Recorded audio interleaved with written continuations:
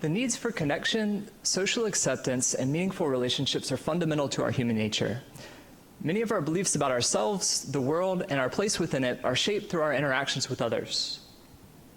I'd like to ask you all to take a moment and think back to your school-age years. What are the memories that stand out the most from that time in your life?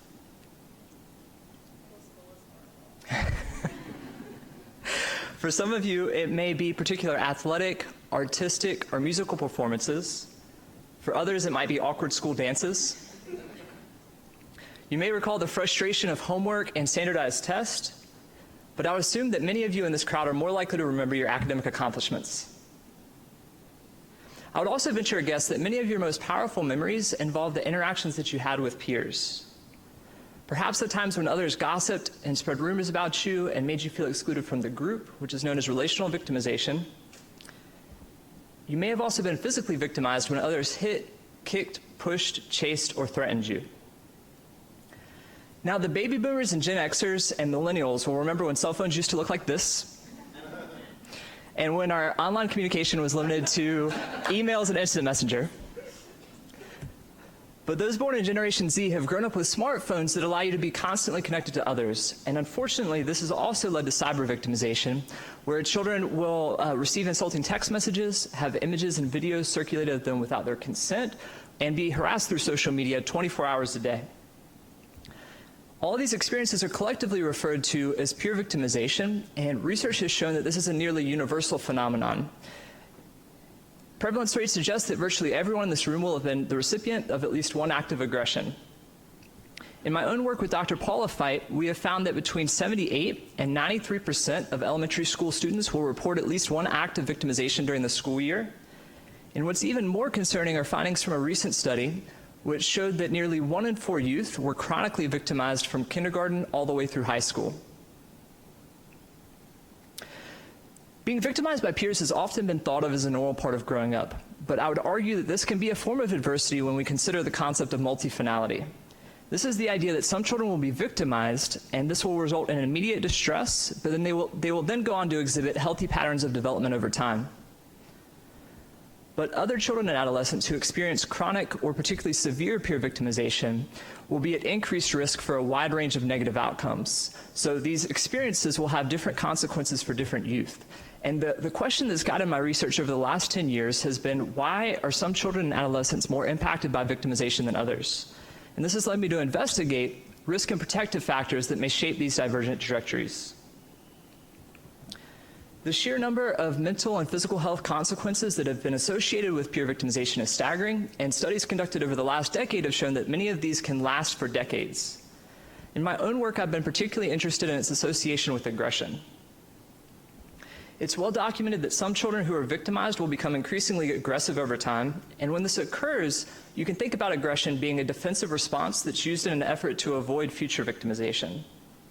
And several years ago, I was interested in examining whether or not children's ability to effectively regulate their emotions would attenuate this association. As I predicted, I found that children who were victimized, who were better able to manage their feelings of anger, were less likely to show increases in physical aggression over time. Contrary to my predictions, however, I found that children who were victimized and better able to manage their anger and sadness were more likely to show increases in relational aggression over time. So these children were less likely to physically hit, kick, or threaten others, and more likely to engage in social ostracism, rumor spreading, and gossip. I was surprised by these findings, but this tendency for victims to become increasingly aggressive is widely depicted in movies and sometimes even celebrated in the news media. Clinically, I've worked with many well-intentioned caregivers who have told their children, if somebody is mean to you, stand up for yourselves and fight back. What complicates this advice is the reality that children who do fight back are likely to experience an escalating cycle of victimization over time and to be at the greatest risk for maladjustment both in the short and in the long term. So if we shouldn't tell children to fight back, what advice can we give them? This is an issue I struggled with during my 3rd year of graduate school when I worked with a patient who I'll call JJ. JJ was a 10-year-old girl whose primary presenting problem was social anxiety, and my initial assessment revealed that this could partially be attributed to the victimization that she'd experienced over the last several years. So I looked to the literature to try to determine how we could address this issue, and I found that it was fairly mixed, but from what I could tell on paper, JJ seemed to be doing everything right. She would talk to an adult or seek support from a friend. When this occurred, she tried to ignore her aggressors. She tried to problem solve other ways to respond with me. But it became apparent that when these experiences occurred, JJ would have these intense emotional reactions, which can be reinforcing to aggressors and potentially increase victimization over time. And so I decided for a subsequent study to examine whether or not emotion dysregulation and gender would moderate the associations between common coping strategies and peer victimization over a 2-year period. And although a relatively complex pattern of findings emerged, overall we found that children's overt, under-control displays of anger and sadness can undermine their attempts to cope and potentially increase their risk for victimization both in the short and the long term. In my own research, I've been particularly interested in the role of individual-level risk and protective factors, but it's also important to maintain an ecological perspective. Research has shown that factors at all of these levels may contribute to youth experiences of victimization. And I'm now beginning to explore other forms of adversity, and in particular, my postdoctoral fellowship is focused on maltreatment. We know that caregiver-child interactions set the stage for the formation of later peer relationships, and maltreatment has been linked to peer victimization as well as social problems more broadly. So I'm currently in the process of conducting a study with Dr. Heather Tausig in which we're evaluating mechanisms that may underlie this association over a period spanning middle childhood through early adolescence. Now, often in a research context, peer victimization is assessed once or twice per year. And although this can provide valuable information, these experiences occur on a day-to-day basis for many youth. And so if we're only asking about peer victimization every 6 to 12 months, we might be missing quite a bit of valuable data. And so to address this issue, beginning this fall, I'll be conducting a daily diary study of adolescents with a history of maltreatment. And I'm particularly interested in examining the risk factors that predict their daily experiences and how they choose to cope with these experiences when they occur.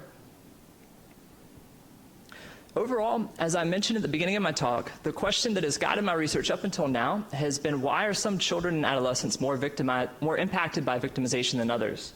And this work has provided some interesting ideas for intervention, but moving forward, the question I'm the most interested in answering is, how can we help address the mental health needs of children who are victimized by their peers?